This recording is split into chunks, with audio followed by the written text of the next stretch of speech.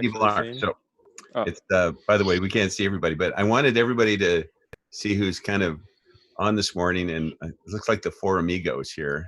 It's like playing hopscotch, playing a game back as kids. So before we get started, I was gonna. I wish there was a way to vote, but I want to know between us four, because I haven't had a haircut in. It's now almost officially over 3 months, both here and here.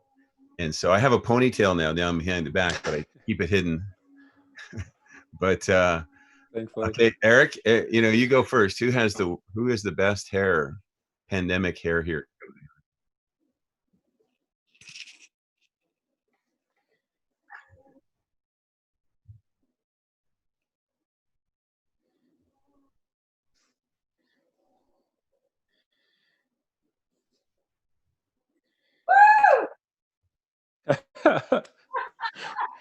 Oh, he's got some fan feedback there. Yeah, he's got one groupie with me permanently. Yeah. You got some gel in there too, right, or something? I do. Yeah. Wow. I need to. This pandemic allowed a lot of, like, at work, everyone said, like, everyone's come back with different haircut and different facial hair, including the VPs. Like, everyone's doing stuff, right? It's a chance for people to break out of the mold. So you can see that hearts are like, it's like a little, like, there's actually creativity coming out. The Spirit's still moving through all his children, whether they know him yet or not, and there's growth. And so that's a little tiny representation of people getting, to be more themselves. So right. It's pretty cool. That explains your goatee too, right? That's right. So Lance, comment on what you see on the screen. What do you creativity? Okay. So one thing I got to say is, Eric, you cut your own hair 80%, 90%, right? That first, so like, that I just got to give credit to the guy who can cut his own hair. So you're going number one. And then Brant. Oh, sorry.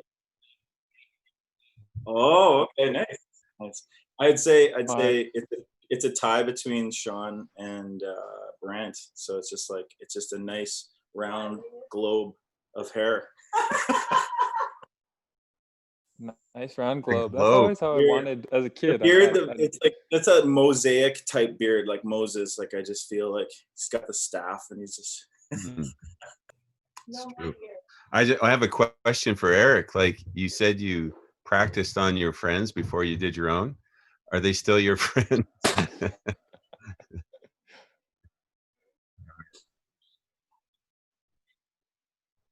Oh, really? Wow. Okay. Well. That's awesome. For all of those that may be joining in from around, I know, Anne, you typically come on from Germany, and other people across Canada, Walden, Saskatchewan. I don't know if you're here. Anyway, we'll get started. This is family, and for those who've been around me long enough to know, I never actually went to a church when I was a child. And when I came to faith, it was just in stuff like this. And then eventually, a few years later, I walked into my first Sunday experience and sat for a year watching karaoke singing and trying to figure out why people put these songs up and before they talked about karaoke. And I sat for a year and watched, and I thought it was kind of a neat culture. It was kind of different, obviously, from what I experienced. It wasn't like going to a rock concert or something like that. But the thing I think I picked up on was watching my past friend, John Hutch and Rita, who sat on the second row of this large church, and just there, he had, regardless of how many people were in the room, whether it was 2 or 200 or 2,000, he would have this attitude about worship that was just incredible. And I had been playing my guitar in the bush for a year and a half and just writing my own stuff for myself, but I'd never yet sung with people collectively. That was just really awkward. And I don't know what it's like for you guys, but when you're in a, doing pandemic kind of isolation, I don't know if some of you are catching on, but there's actually now room as we start expanding out, and you're going to hear about this in some UChurch's stuff, that how to do life that's not just regulated to a Sunday morning. And And part of that's going to be, I'll use the term a watch party. And so not watching, but interacting parties. So you can, depends on your interactive groups, you can have a number of people in your own home. You can project this on a big screen. We can have a James Jordan or a Stephen Hill or any one of you. We can have the kids on. We can do some neat stuff because we've now learned that there's more going on than just, the 10:30, 11 o'clock on a Sunday morning. So be prepared for that, and just be prepared. In the midst of all this, creativity is flowing more than just in our hairstyles. it's going to come out in technology. It's going to come out in ways we can connect. So, and just before I turn this over to Lance, it says, are you guys hearing Brant cut out? I don't know. Am I cutting out? I'm hearing you loud and clear. Okay. So I'm going to read this verse. So this morning I got up and I went online with Ralph and Glenda Dubin, or Ralph and the team that's over at Hope Ethiopia in the village over there. So for those who don't know, a number of homes have been built over there for kids, and the homes are run by these home mothers. And so Sunday mornings, well, for us, they got together today and they started singing. They sang us some songs, and then the children came and sat. A couple of the children came up and just shared a verse, and then they were asked, why did you pick that verse? And so here was one of the verses. I just wanted to share it with you because I thought, isn't it interesting how challenging the de-escalation of isolation has been for people, and what's opening next, and all the economic realities, and yet God is interested in our hearts, and he's with us, and we can go through anything with him.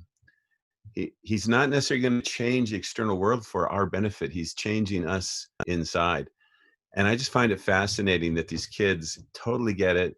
They're out in the middle of, Ethiopia. They have no such thing as school to go to right now. There's no homeschool. And yet there's people from Calgary who are doing Zoom calls with the kids to teach them things. And they were sharing some of the things that they were learning. And I thought, isn't that the neatest thing, that God is still touching them with people over here who their hearts are open to connect with people, instead of here going, oh, when will this life shift for me? And when I get back to normal, in the midst of this, life can still flow out of us. And so one of the verses was this, and it's about worship, Lance. So you can get ready. It's Psalm 92. And when the little guy read this, I was like, this is powerful. It is good to give thanks to the Lord and to sing praises to your name, O Most High, to declare your loving kindness, in the morning, and your faithfulness every night. That's kind of cool. Loving kindness in the morning, faithfulness every night. On an instrument of strings, on a lute, on a harp, with harmonious sound. For you, Lord, have made me glad through your work. I will triumph in the works of your hands, O Lord. How great are your works. Your thoughts are very deep. This little guy was reading it, and I just this is so cool. I don't know how you sing at home by yourself and you're listening to someone like Lance. Lance is not leading 1,000 people in this moment. We're following him, and you don't. For me, I've had to learn home worship, and that's why I'm in my basement, and the girls are upstairs. And this way, I can kind of just tune back and listen and soak in and join in and experience this. So this morning, can we just pray that, Father, you'd open our hearts to see, open our ears to hear, that regardless of what's going on externally around us, regardless of the controversies, regardless of the bad news, regardless of whatever version of news, you haven't changed one iota. And Father, help us to remember that there's those times when we feel like we're in the top of the world, and then there's time we're not. But our feelings don't determine the reality of your truth. And so I pray you'll go past our emotions this morning, past our mind, past our sense of will, past the distractions, and with the message, with the words you're going to share today and what we're going to sing and experience we invite you to manifest yourself to our hearts, that we could see and hear you. And we just thank you for music this morning. We thank you for the chance that we can do this online, the fact that we can actually connect. And no matter where we are in the world, we can still find connection in this unique way. So we bless you, Father. So Lance, take it away, my friend. Welcome, everyone. This song is called True Love.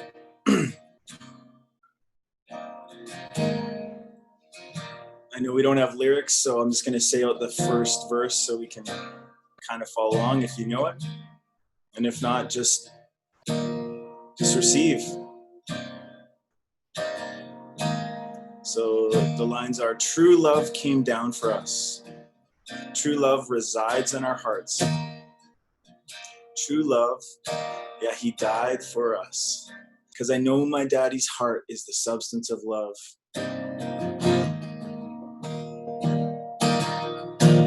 True love came down for us.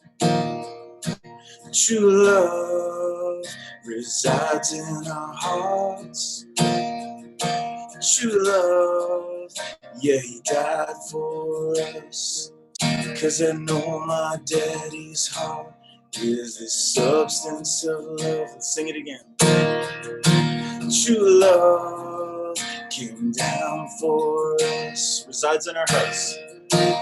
True love resides in our hearts. True love, yeah, he died for us. 'Cause I know my daddy's heart is the substance of love. Yeah, I know my daddy's heart is the substance of love. I open up to this waterfall.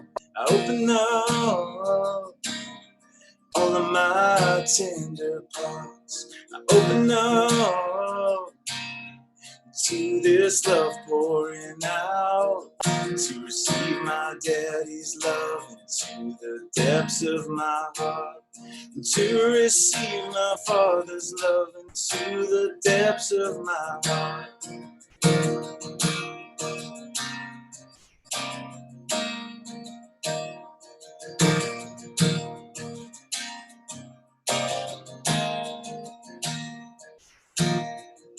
But true love, yeah, he fought for us. True love keeps no record of wrongs. True love, yeah, he never gives up. 'Cause I know my daddy's heart is the substance of love. Yeah, I know my daddy's heart is the substance of love. I open up to this waterfall. I open up and all of my tender parts. I open up to this love pouring out, to receive my daddy's love into the depths of my heart, to receive my father's love into the depths of my heart. And all I know is to have faith to believe your love's pouring out on me constantly. All I know is to have faith to receive this amazing gift that truly sets me free. Sets me free. We're free. And I open up to this waterfall. I open up all of my tender parts. I open up to this love pouring out, to receive my daddy's love into the depths of my heart, to receive my father's love into the depths of my heart.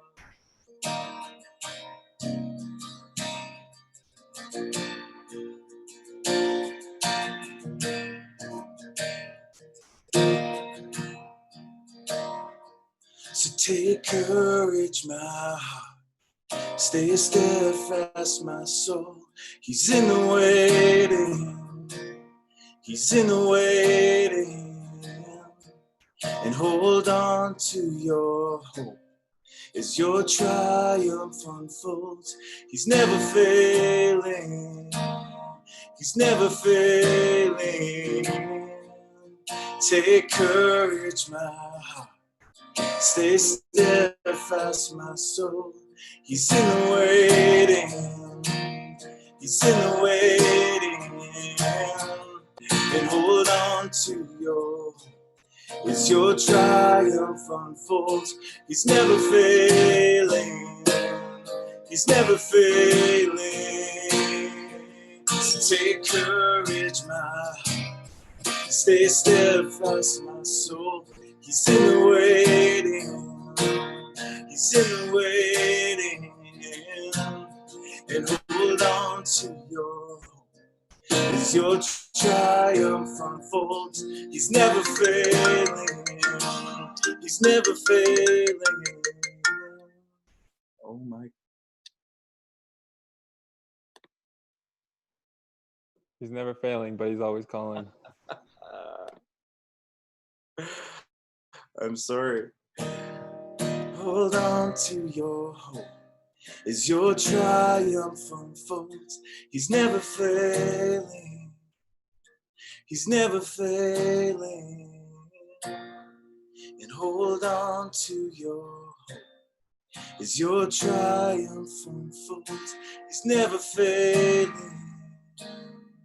He's never failing.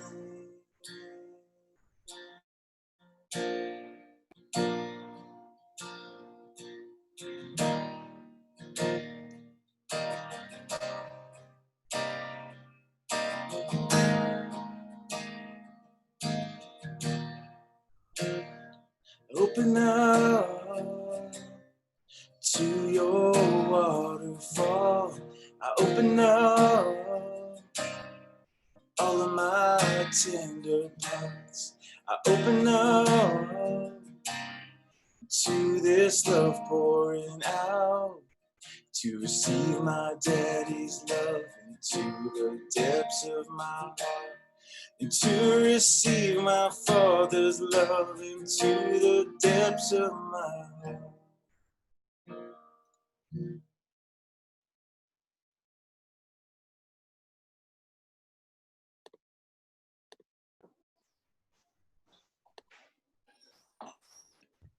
Hey, everybody. Thanks, Lance.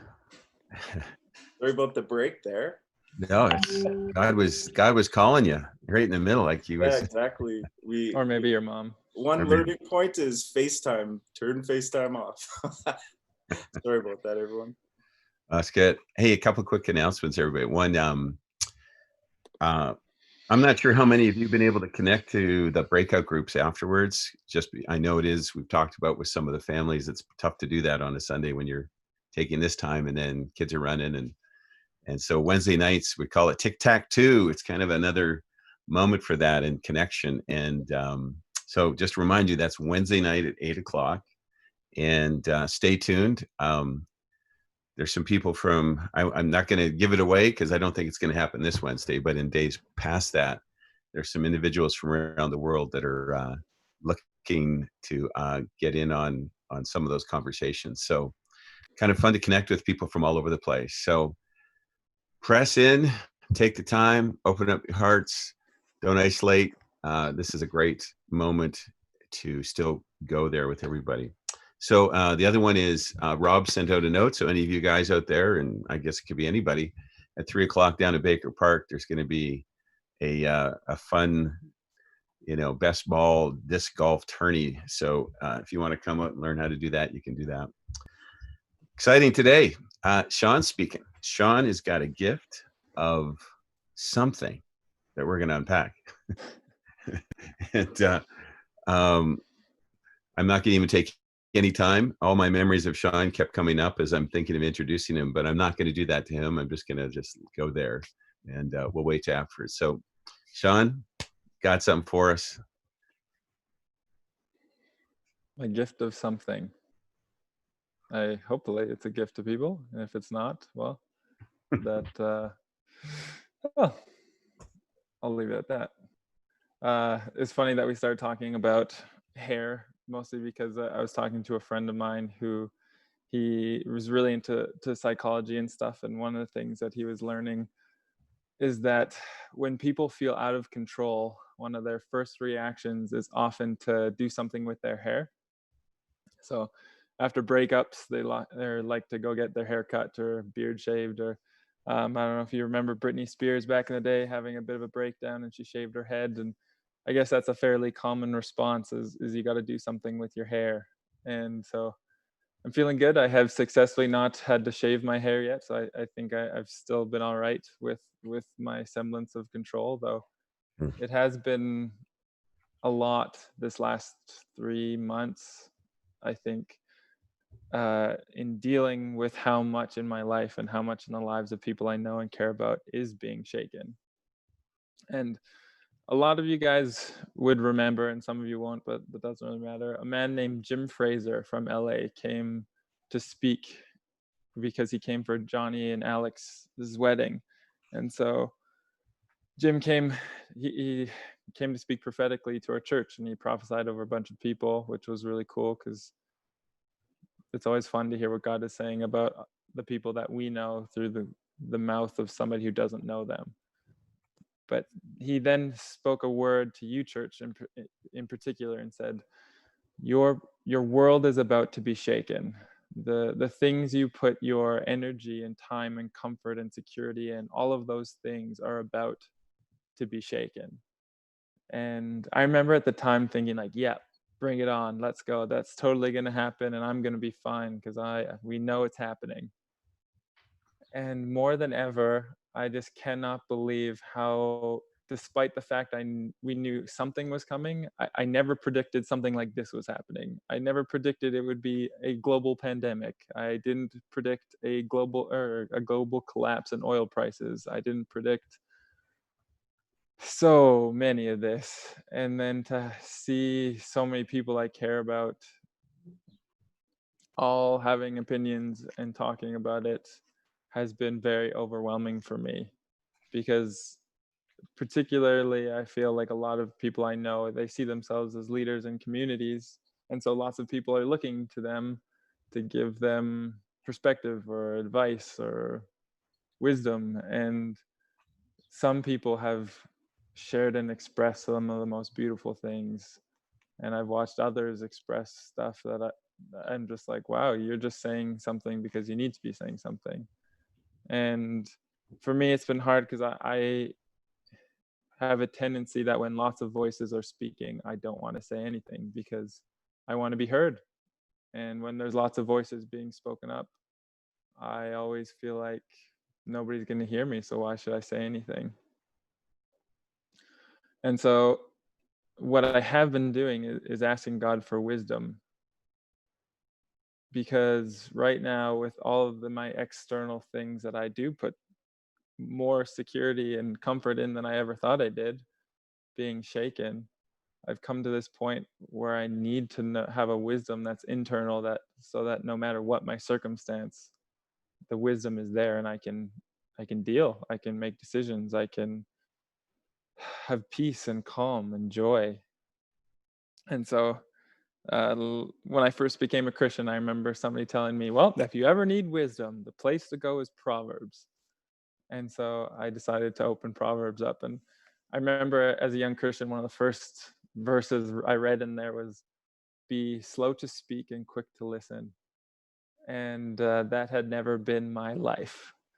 I remember asking my mom when I started to speak for the first time, and she said, Sean, you have been speaking since you came out of the womb. It's been getting you to shut up that has been the difficult part. And I think there's another verse that says something where words are many, sin is also plentiful, or something like that. So anyways, it's let's go to Proverbs, and I'll stop talking so much about that. And so at the beginning, it's so neat because like Solomon is writing, he's writing to a son. He's writing to someone he hopes will be able to receive this wisdom that he's been granted. I mean, when he was asked by God for one gift, he asked for wisdom. and then here he starts to describe it, and he says, to know wisdom and instruction, to understand words of insight, to receive instruction in wise dealing, in righteousness, justice, and equity, to give prudence to the simple, knowledge and discretion to the youth. Let the wise hear and increase in learning, and the one who understands obtain guidance, to understand a proverb and a saying, the words of the wise and the riddles. The fear of the Lord is the beginning of knowledge. Fools despise wisdom and instruction. And while I was reading this, the thing that stuck out to me is he said, let the wise hear and increase in learning. Let the wise hear. Listen.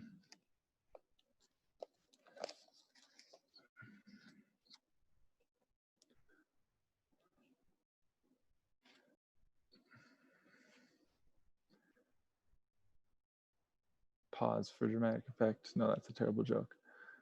I'm just getting uncomfortable in the silence. And you see, my natural response in the silence is to fill it with words, often fill it with a joke, because it's hard for me to sit and listen and sit in silence. It's uncomfortable. It's not natural to me. It's not natural to who I am. I think it's not natural for us as humans because we want to be known, but we don't necessarily, our self-centeredness keeps us from wanting to know others. But when love comes, it starts to change all of that. And so I wanted to see what that listening looked like in the person of Jesus. And so I'm going to read John 4, the story of the woman at the well. And I imagine many of you have heard this multiple times. But here's your first practice in getting a chance to listen. Pretend you haven't. Forget the things that you've been taught about this for now. Close your eyes, clear your mind, and let this story come alive to you. Jesus was wearied as he was wearied from his journey and was sitting beside a well. It was about the 6th hour. A woman from Samaria came to draw water. Jesus said to her, "Give me a drink." The Samaritan woman said to him, "How is it that you, a Jew, ask for a drink from me, a woman of Samaria?" Because Jews have no dealings with Samaritans. Jesus answered her, "If you knew the gift of God and who it is that is saying to you, 'Give me a drink,' you would have asked him, and he would have given you living water." The woman said to him, "Sir, you have nothing to draw water with. The well is deep. Where do you get that living water? Are you greater than our father Jacob? He gave us the well and drank from it himself, as did his sons and his livestock." But Jesus said to her, "Everyone who drinks of this water will be thirsty again. But whoever drinks of the water that I will give him will never be thirsty again. The water that I will give him will become in him a spring of water welling up to eternal life." The woman said to him, "Sir, give me this water so that I will not be thirsty or have to come here to draw water." Jesus said to her, "Go call your husband and come here." The woman answered him, "I have no husband." Jesus said to her, "You are right in saying, 'I have no husband,' for you have had 5 husbands, and the one you now have is not your husband. What you have said is true." The woman said to him, "Sir, I perceive that you are a prophet. Our fathers worshipped on this mountain, but you say that in Jerusalem is the place where people ought to worship." Jesus said to her, "Woman, believe me." He probably didn't say it like that. He probably said it much more tenderly. "Woman, believe me. The hour is coming when neither on this mountain nor in Jerusalem will you worship the Father. You worship what you do not know. We worship what we know, for salvation is from the Jews. But the hour is coming and is now here when the true worshipers will worship the Father in spirit and truth, for the Father is seeking such people to worship him. The woman said to him, I know that the Messiah is coming. He is called the Christ. When he comes, he will tell us all things. And Jesus said to her, I who speak to you am he. Then it goes on to say the disciples basically come back and there's why are you talking to this woman? What's going on? And she actually runs off to tell her entire village, come running. You guys need to meet this guy. You need to meet the guy who told me about my life. What does this have to do with listening? Jesus comes to the well one day, and this woman comes, at the time of day where she's hoping nobody's going to be there because, yeah, don't need to explain that. I'm pretty sure most of you guys know. But as she comes, she runs into somebody she doesn't expect to talk to her. And so he asks her a question, give me a drink of water. And she says, why are you talking to me? She's shocked by the very fact that this man, this Jewish rabbi, is even talking to her in the first place. She's shocked that, I'm curious that when she looked at him, what did she see in his eyes? Did she see somebody that actually wanted to listen to what she had to say? Or did she see somebody who's just like, give me a water, peasant? I don't think it was that one. I don't know about many of you guys, but I've had a lot of experiences in my life where I'm talking to somebody, and when I look them in the eyes, I can see they're not actually listening to what I'm saying. I'm talking, but it's like everything I say, it's like it comes out of my mouth and it goes to them, and then it's like distorted by the time they hear it. So they're not actually hearing what I'm talking about. They're hearing like their own version of what they think I'm saying, but it's not what I'm saying. And it's incredibly discouraging. One of the worst things is, in particular, when there's something I'm sharing that's very close to me, close to my heart, something I care about, something I'm passionate about, and I just see the eyes of the person glazing over as I'm trying to share with them. It's awful, because to be unheard feels like they're saying you don't exist, like I don't exist. It feels like my existence is being quieted and shut down. And honestly, that experience is awful. And I'm a white male who most people listen to. And so, yeah, to be a woman, a Samaritan, approached by a Jew, and to see this man come and to start talking to her, what was that like for her? And I mean, it's interesting. He goes to the heart right away. He says, if you knew who I was, if you knew who I am, I would give you a water that would spring up to eternal life. And then she asked the question, well, practically that doesn't make sense. You don't have anything to draw water out. Like, what are you talking about? And then he tells her more about the water. And then she says a very honest thing. She says, sir, I want this water. I want it. Like what you're describing, I need it. There's something in her that draws her to him. And the next thing he says is, go call your husband and come here. And she responds by saying, I have no husband. You're right. You don't, he responds. But he responds in compassion. He responds in a way that she's not ashamed of the fact she's had 5 husbands. And then she has this moment of, oh my God, you're a prophet. You see, you're a man of God. You see more than I'm willing to show. All of a sudden she feels like, oh crap, you know a bunch of stuff about me. How do you know this? And then she gets really religious. She starts saying, well, I've been told that we want to worship in this place, and you guys say this. Like she starts getting very intellectual about religion. And then he takes it to the next place and he says, well, actually, the day is here that It's not about the place, it's about who he wishes to live in, where it is that he wants to dwell. And it's so funny, at least to me, because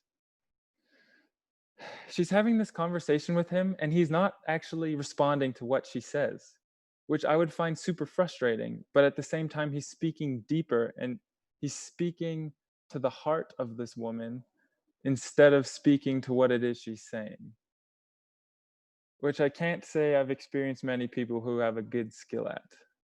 I've often made the mistake that I think I know what somebody is talking about, and I clearly have none. I remember an experience where a friend was telling me about what they're going through, and I made the very silly mistake of saying, "Oh yeah, I totally understand where you're coming from." And the rage I saw on their face was hilarious because they looked at me and they're like, "No, you don't. Why do you say that?" And I realized, like, oh my gosh, I'm saying that so I can feel connected to you or something, like, or I can feel like I'm in a place of authority or expertise or whatever.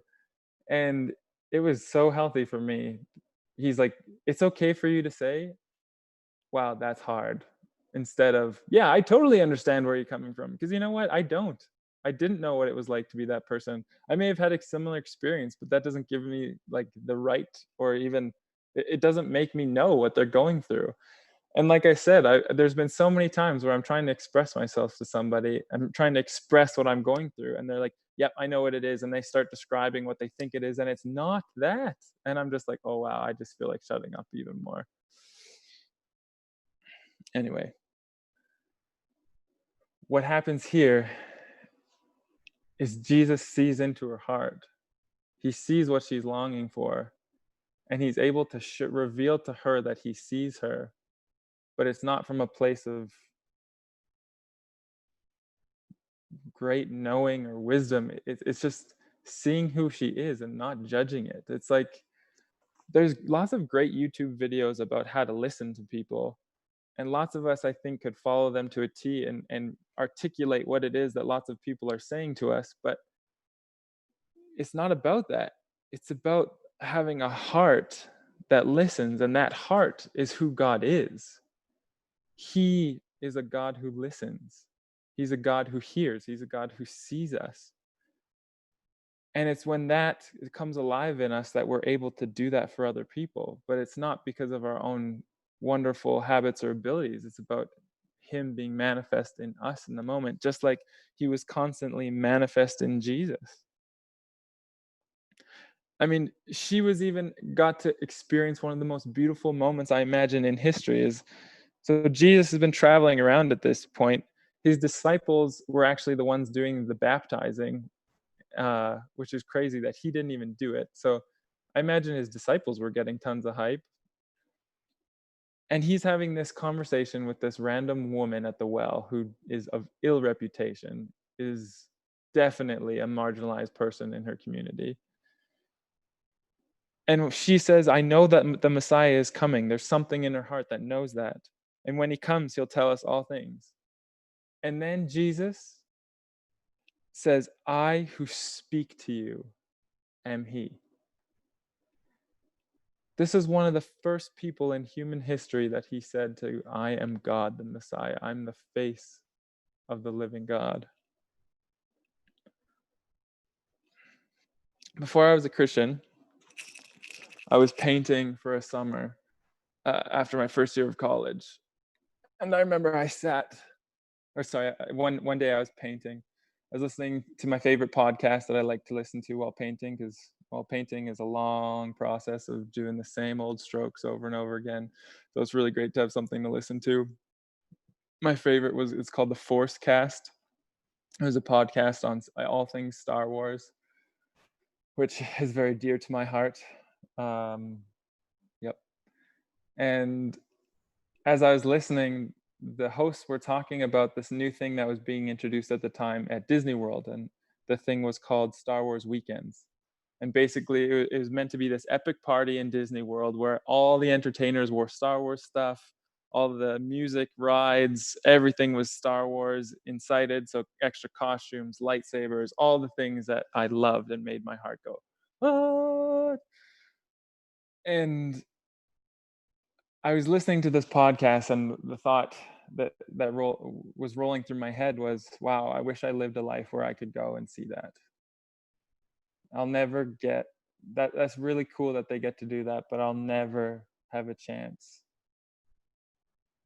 At that point in my life, it was hard enough seeing I was going to live past like 22, 23, because I was pretty depressed. I was having suicidal thoughts. Like, I just didn't see a future for me other than just like trying to get by, get through.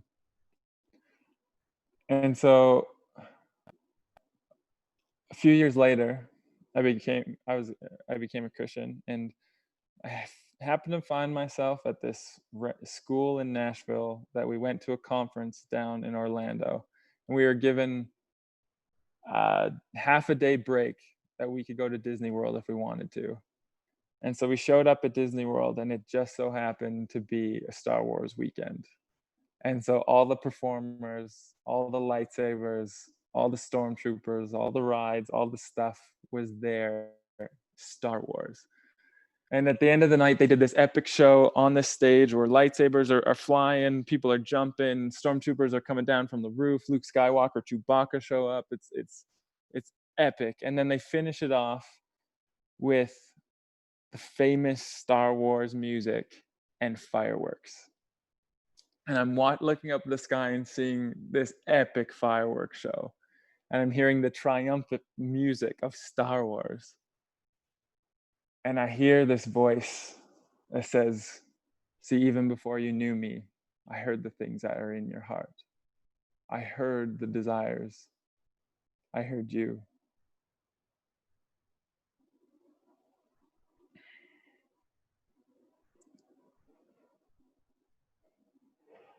There is a lot going on outside. A lot. I'm really thankful for many people who have been speaking up things that are just so amazing and have been teaching me so much. And it's in this time where I'm finding more than ever, I need a place to be heard. And I'm finding that in Him. And He wants to provide that same place for all of you. He wants you to know that He hears you where you are right now, in this moment, everything you're going through, the frustrations, the disappointments.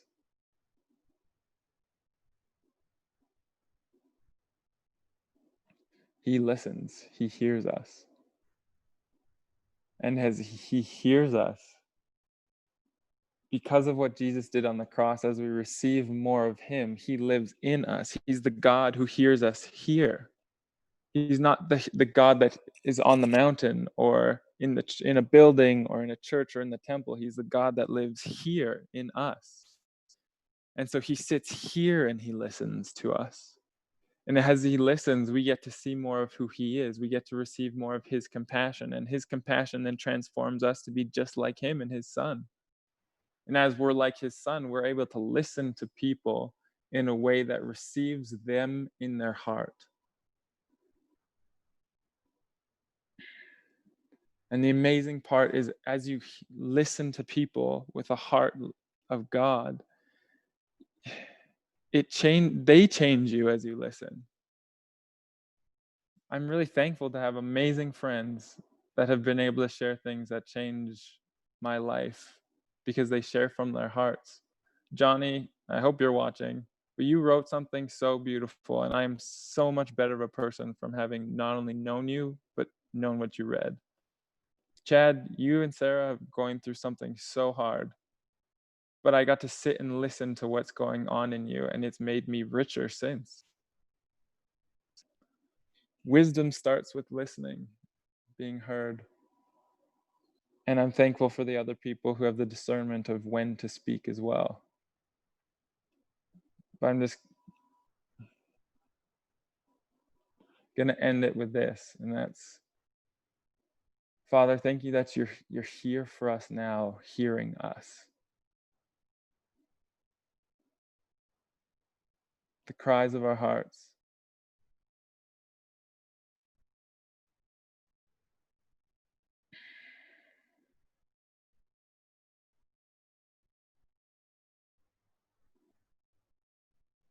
Thank you for the silence that you're creating.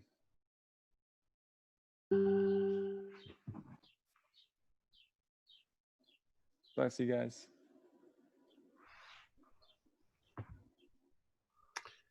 Amen. Thank you, Sean. That's really, we could just sit and ponder so much. I'm not going to put any editorial statements on any of that. I'm just going to leave it like this.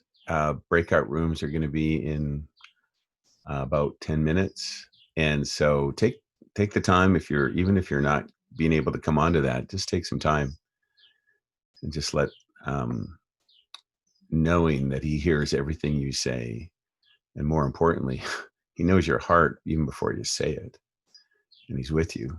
And yeah, just do that. And for those who have the time and want to press in, we'll see you at the top of the hour here at noon. We'll jump into the breakout rooms. And thank you, Lance. Thank you, Sean. Just want to leave this atmosphere just like it is. Just be careful not to just jump in the next thing. Just take this time and soak in this. Bless you, everybody.